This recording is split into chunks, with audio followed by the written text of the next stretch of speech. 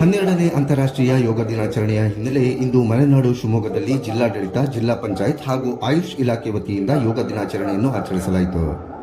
ನಗರದ ನೆಹರು ಒಳಾಂಗಣ ಕ್ರೀಡಾಂಗಣದಲ್ಲಿ ಆಯೋಜಿಸಲಾಗಿದ್ದ ಯೋಗ ದಿನಾಚರಣೆಯಲ್ಲಿ ವಿಧಾನ ಪರಿಷತ್ ಶಾಸಕ ಡಿಎಸ್ ಅರುಣ್ ಸೇರಿದಂತೆ ಪೊಲೀಸ್ ಸಿಬ್ಬಂದಿಗಳು, ವಿದ್ಯಾರ್ಥಿಗಳು, ನೂರಾರು ಯೋಗಪಟುಗಳು ಭಾಗವಹಿಸಿದ್ದರು.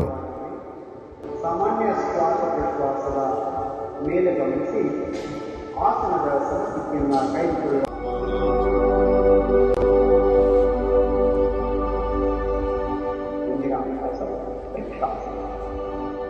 ಉಸಿರನ್ನು ಹೊರ ಸಂಪೂರ್ಣವಾಗಿ ಮೇಲಕ್ಕೆ ಹಿಗ್ಗಿಸಬೇಕು.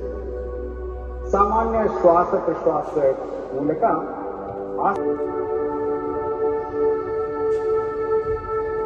ಉಸಿರನ್ನು ಹೊರಗೆ ಹಾಕುತ್ತಾ ನಮ್ಮ ಎರಡೂ ಕೈ ಮತ್ತು ಕಾಲುಗಳನ್ನು ಕೆಳಗಡೆ ತನ್ನಿ ಮೇಲೆತ್ತಿ ಮತ್ತೊಮ್ಮೆ ನಮಸ್ಕಾರ ಸ್ಥಿತಿಯಲ್ಲಿ ಮಣ್ಣಿ ಸಂಪೂರ್ಣ ಶರೀರವನ್ನು ಮೇಲಕ್ಕೆ ಹಿಗ್ಗಿಸಿ ಸಮತೋಲನವನ್ನು ಕಾಯ್ದುಕೊಳ್ಳುವ ಪ್ರಯತ್ನ ಮಾಡಿ.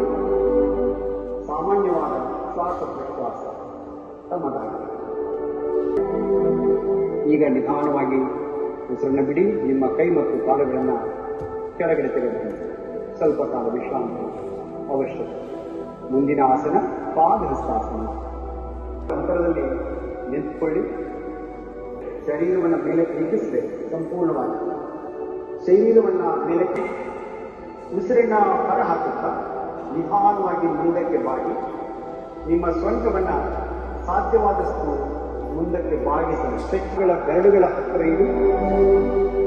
ಸಾಮಾನ್ಯ ಶ್ವಾಸ ವಿಶ್ವಾಸದ ಕ್ರಿಯೆಗಳ ಮೂಲಕ ಈ ಆಸನದ ಸ್ಥಿತಿಯಲ್ಲಿ ಸಮತೋಲನವನ್ನು ಕಾಯ್ದುಕೊಳ್ಳುವಂತಹ ಪ್ರಯತ್ನ ಮಾಡಿ.